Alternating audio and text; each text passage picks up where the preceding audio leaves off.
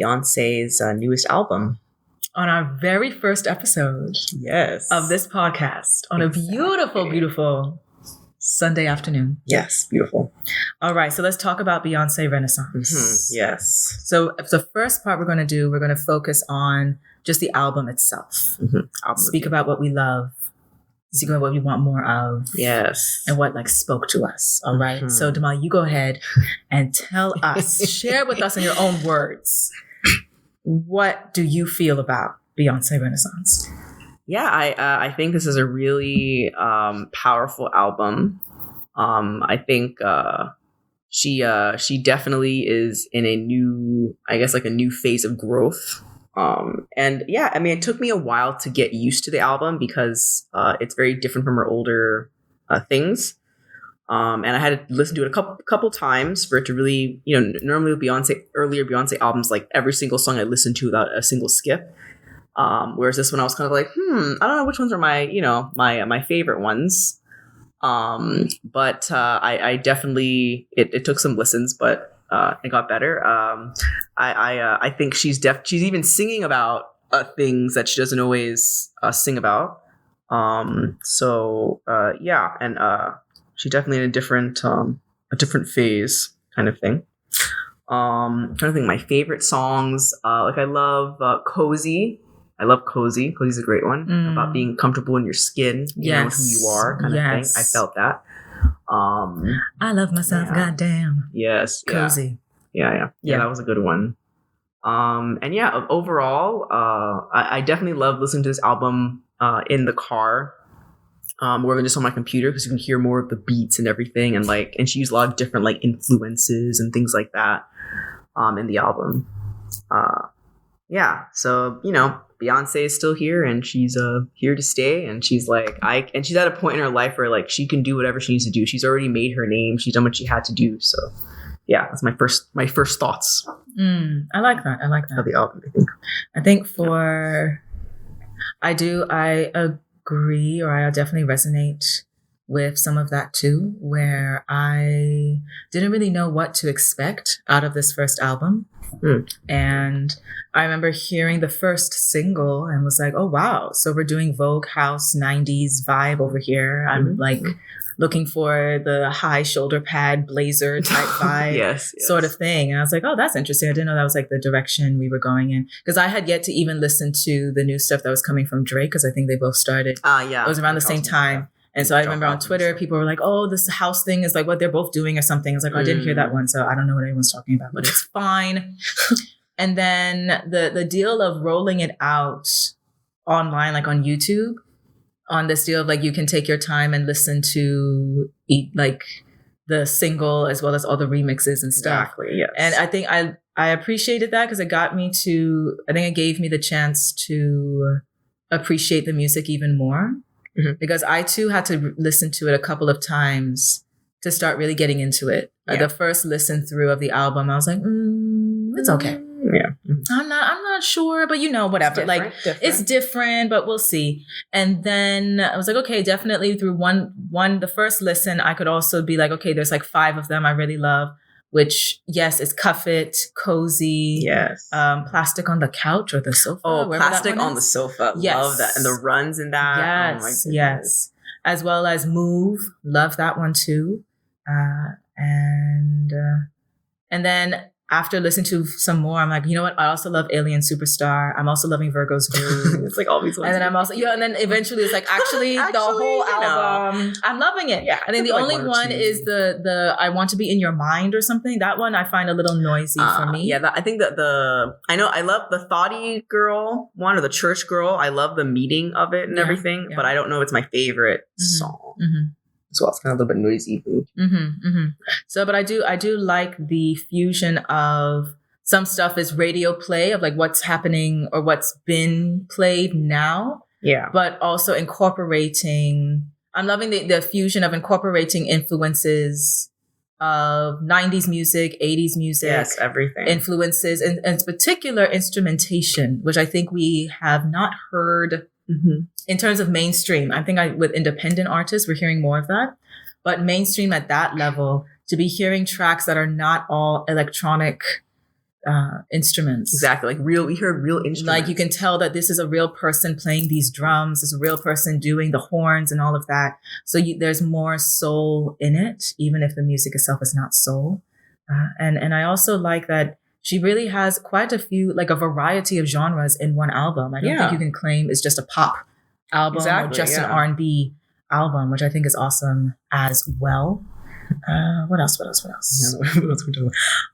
I think part of the reason why it was hard for me to get so into this album is that like her last one had me in like a chokehold. Like the Lion King, the Black Parade, right? Yes, and Lemonade, right? and like it was so different from her usual stuff, and it was just like that. Like every song, I was like, "Yes, girl, yes," you know. So, and it's been a while since we've heard from her, right? So it was nice to just kind of I guess we talk about the first time we heard this album. I think I'd woken up or something. I was in bed or something, and I heard that she had dropped it. So I just listened to it on YouTube. But I think at first I was listening to like it, and obviously it always sounds different in YouTube with the quality and everything. Right. But that was the first time I listened to it, and I was like, okay. And I read the words. I'm like, okay, interesting. All right. So where were you when you first? When I was first listening to it, I think I first heard about it. Well, I was somewhat anticipating, really because of Twitter. So people started taking note of like, oh, she tweeted out and there's this mystery box and stuff, like, you know, like this sort of thing, which I thought was really cool or really cute to do a rollout like this, because it kind of brought back nostalgia of what artists were doing some decades ago, where merchandise was so big with each album, as opposed to, well, since everything's streaming and digital, I'll just let you know, go stream it because it's out. Exactly. You know, but this deal of like trying to build anticipation that we're all going to purchase a CD, even though none of us even have CD players anymore, but we're all anticipating to purchase the CD. So I thought that was really cool. So it was, I think that happened when, I don't know if that was shortly after the first single Break My Soul came out. So that is when I was listening to that on YouTube and took note of like, oh, I'm liking it. So actually I was playing that song quite a lot here. Yes. And I really, I enjoyed it. I did. And I like how the lyrics, like, it will always let you know that this is post-pandemic or after the big part of the pandemic, because she mentions the mask. So she mentions, she mentions those sorts of things. Talks about those in the lyrics of like, you don't have how we act outside. You need to keep your mask on, which you will only know if you were around the early 2020s. It's part of history. Right? It's like now, because Beyonce put it in, it is now officially part of history. The stamp is there, which will be in the Library of Congress, I don't know, 100 years from now.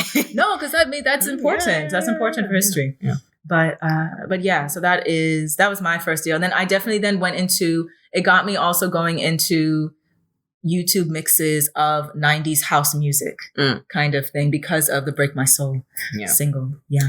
Yeah.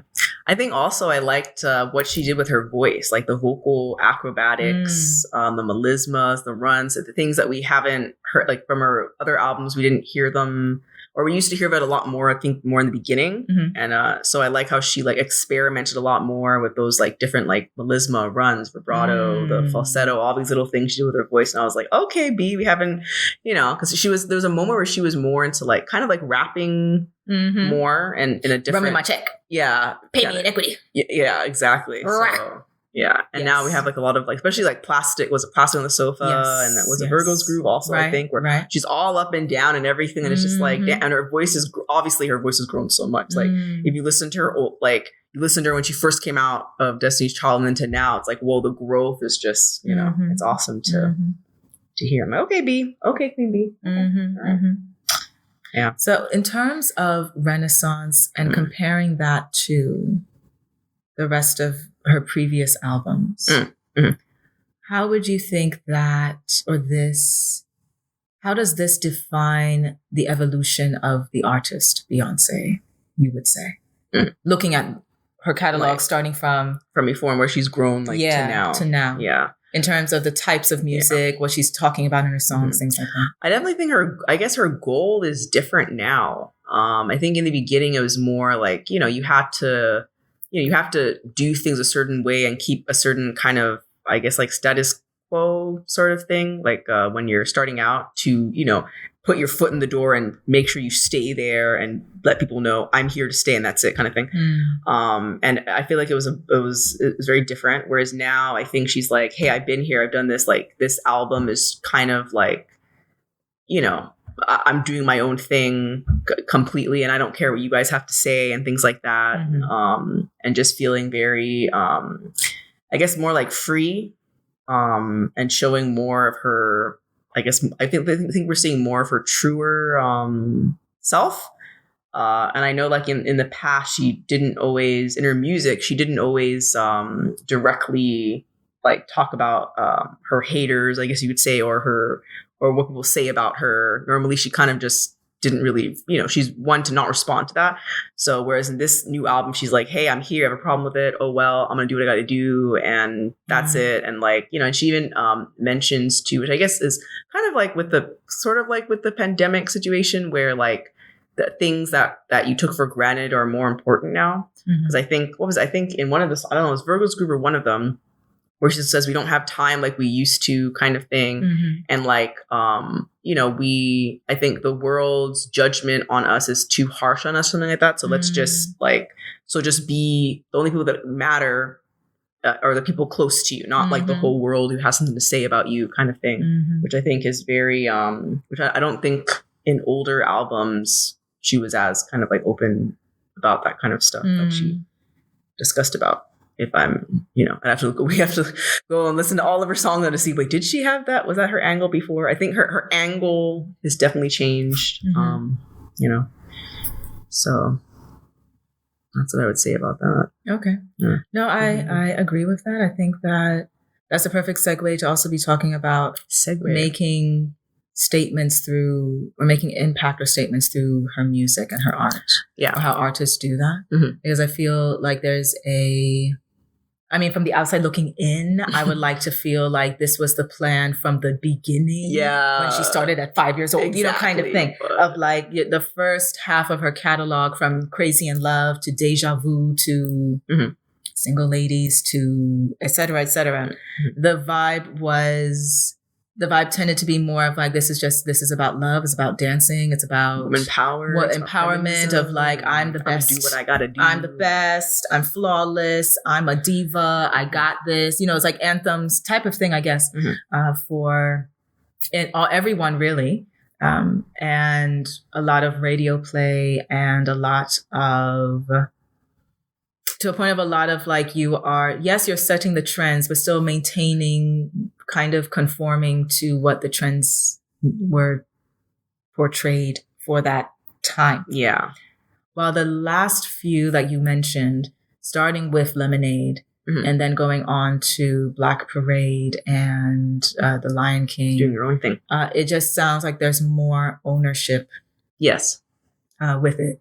I think all of it technically was authentic, but I think authentic for the business, authentic for the bottom line. Yeah. While these last few seem to be more authentic of like, because I've paid my dues, I can now also speak like I am blackity black and unapologetically just going to say it as the way I want to. Exactly. While not being petty about it or not being like not taking away from the artistry and the brilliance and the perfectionist that we know of her as an artist and like the rest of her team and stuff like that.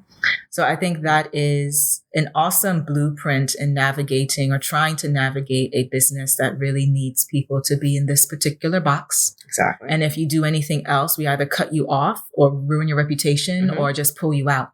And her being able to maintain relevance and drop an album when she wants to, drop this when she wants to, drop that when she wants to, because she actually owns it. Because you built it up so you can actually own it, is a real testament to her and her team and her family, whoever else is actually figured out what to do. Yeah, whoever is the one in charge of doing all of that.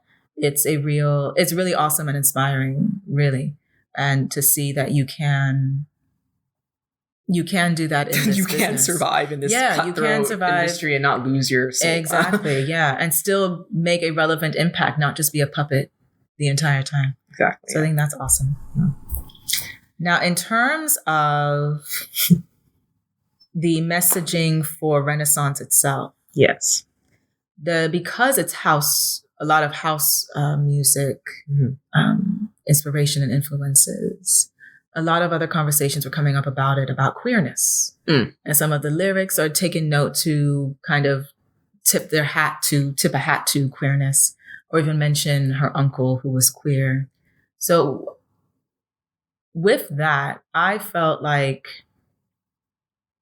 this is awesome because I love the way she, at least is the way I interpret it when I'm listening to her music or seeing the way in which they're doing slowly, gradually putting out visuals or other types of things for the album. I love how the queerness conversation has been around for a bit, and mostly in the US, and then gradually in other parts of the world in different ways, because everyone's cultures are very different when it comes to this particular topic. And I love how in the way she's put it out there, it doesn't feel like you're just on the rainbow flag bandwagon. Yeah. Because it's trending, or that this is just a token queer thing and then move on. It felt more like you're making even more of an impact on the conversation because you're bringing in the fact that let's not forget that the pop culture references, the US pop culture references to queerness is a Black thing, or originally was created by Black people, from the drag race, from the Vogue dancing, the music, the parties, all of that is a Black thing that should be celebrated, which in the queer conversations as of recently, you don't see that celebrated as much. You see the caricatures of it being celebrated by other people who don't look like that at all.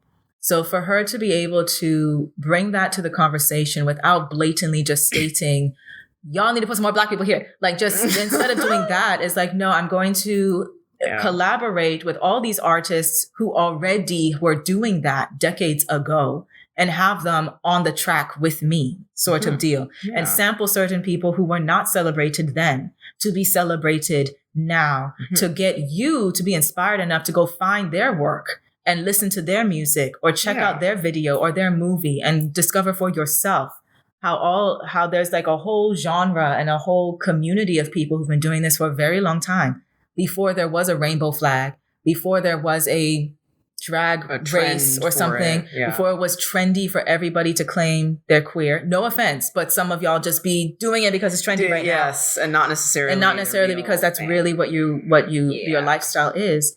And so I think that's an awesome way to utilize one's platform, in terms of you're not putting yourself out there to be I'm the expert, you should listen to me and what I think about queerness, or all of a sudden she's coming out. It's no, it's just no, this is something y'all should just think about and talk about.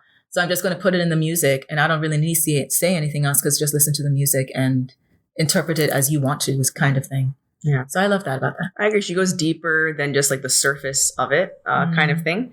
And I think that just with her Instagram, no caption. I feel that's you can say as a metaphor way in her music is also no caption. It's this is the information and you do with it what you please. She's not telling you how to interpret the information. She's not telling you what opinion you should have. She's not telling you you're wrong or you're right or whatever. She's just here's the stuff. Here's some information that you might not know of. Do with it what you will. And I think that's the best way to inspire people, because someone's just telling someone to do something or making people feel bad. It's if you don't feel the same way that I do about gay people or queerness, then there's something wrong with you, or everyone has to have a similar opinion kind of thing. Whereas Beyonce's very much you know what, this is my thing, this is what I know about it, and you go do what you have to do to get yourself to know what you need to know, kind of thing. And it's not just the surface. There's no flag. If you look at the album, it's, there's no rainbows, and nothing wrong with rainbows, but it's she doesn't need rainbows or any of these things to show that this is what I'm talking about. And queerness is in the conversation. And it's not queerness in the sense that it's just it's about queerness, but also everyone can say something in this conversation. It's not just, if you're not queer, you can't talk. It's no, and for Beyonce, it's and she's not doing a thing where pretending to be queer or doing things like that some people might sometimes do. She's married. I'm married with with my 3 kids and everything, but I still have information about, queerness. And I like the way she puts it, like, in the music, without trying to, like, direct people or tell them what to do. So, yeah. So, deep stuff, Beyoncé, deep stuff. Yes. And also, I love the duality of queerness. Yeah. In terms, like, in the music as well as the conversations I've been seeing of, like, queerness is, yes, one aspect of it, one definition of it is queerness dealing with your gender identity, your sexual preferences and things like that. But there's also queerness of choosing in any aspect of your life or any aspect of your existence to push against conventional or push against traditional or push against anything that's just always been. That is also an aspect of queerness that is being spoken of or represented, I feel, in the music and the conversation as well. Yeah. And it's all she doesn't even give interviews anymore. Like, it's all in the music, So then, speaking of not giving interviews and all in the music, what about, like, what we have now been learning through the Beyoncé blueprint? Okay. Navigating sensitivity and censorship. So, like, when the album came out, there was, we're complaining about the lyrics because there was a particular term there that apparently is derogatory to people who are disabled, I think, was the issue or something. I think that was the thing they brought up. Okay, yeah. And what did she do about that? Said nothing, and boom, just drop the new version without the word in it. And keep it moving. Exactly. Just removed it. Didn't even say no press conference, no interview. Just, you don't like it. Okay. Boop. That's an issue for someone. Fine. Done. Yeah. And I think that's an awesome way to, in terms of navigating this era that we're in, where we believe we have this illusion of access to everything. Yeah. But then also can be quite ignorant about everything at the same time. Exactly. Yes. So, because usually what we've seen, when someone comes out with a piece of work, whether it's music, a stand-up comedy, a movie, a picture, a video game, and it all, as usual, there is something about it that is derogatory towards a certain group. And that group comes up. And usually what happens is the artist will come up to defend their right to be derogatory against that group. Well, I wasn't really thinking about you, so it's not derogatory because I wasn't thinking about you. And it's like, but that's not the point of this. Well, isn't it free speech, or isn't it this? Or, I mean, it's my creativity. Obviously, you're not the target market, so you're not the target audience, so you shouldn't listen to it. That's not the point. So I liked how this one of, like, actually the point is, this is the music and it's for you to listen to. If there's something that made it uncomfortable, it doesn't take anything away from you to just remove that one word. So just remove it and keep it moving. Exactly. Like, it doesn't take away. It's not that big of a. Because when you do the other part, it takes away from your work, actually. Yeah, because now the conversation fighting with everyone about. The conversation is all about whether or not you have an issue with disabled people because you have this one word in it, kind of thing. So I think that is a nice. I think that is a cool way to set up the foundation of how do you navigate sensitivities without pretending as if, well, it's just because you're too sensitive and that's the problem. It's like, no, actually, we could be considerate about everybody, actually. And maybe then eventually we'll stop creating words that are derogatory towar's groups. So then there won't be an issue of having them anywhere. Accidentally dropping them in different places. Yeah. She definitely is one to learn from, for sure, kind of thing, with people in the industry. Like, that is one way to deal with stuff. We're like, you have an issue with this? Okay, move this. There's not some huge hoopla about how here's my hour-long interview or my, I don't know how long Twitter things videos are. I think it's like 4 minutes. About talking about Beyonce. It's like, okay, have an issue with it? Okay, boom. That's it. Yeah. All right. Well, that's our good rough draft for our first podcast. I think.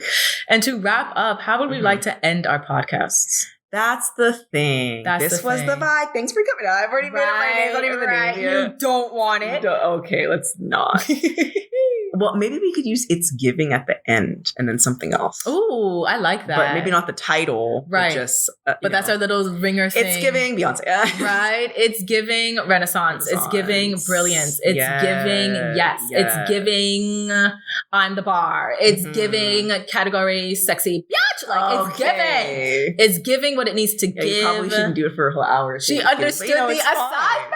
She did. Beyonce has understood the assignment. Yes. She's like, hey, this is where I overall stand. Yes, and so looking forward to the visuals. I know her music. The music videos are going to be on point. I'm looking forward to the choreography they're going to put to these stuff. You know, TikTok's already ready to. You know exactly. And then also, if she, I don't even know, will she even do a tour? Like, does Beyonce in the 2020s actually do concerts, or will it be some metaverse virtual vibe? Yeah, they're doing a lot more than metaverse. I'm just gonna be. Would she be over there? I don't know. So that'll be interesting to see. Yeah. But, overall, I think that album is cool. Except for one or two songs, I'm like, okay. I listened to a couple times, and it really makes you. And then also reading her booklet. I guess I sent that to you, the booklet from her album. I mean, we were wrapping up, and now you're bringing up another topic. I don't know. I was just saying, I read about, and she talked a bit about herself and about the album. Wow, that's true. It would have been nice if you brought the book. That's true. That would have been next time. We could have read it and we'd find somewhere. Exactly. All right. Oh, sorry. Yes, we're ending for now. We are ending now. It's giving what it needs to give. It understood the assignment. October 2nd, 2022, baby. The Libra season. Do that either. It does though, because Libra is all about beauty and putting yourself out there and the balance. Yes, girl. All right. And that is the end of our first episode. Thank you for coming. Vibes only. Yes. Okay.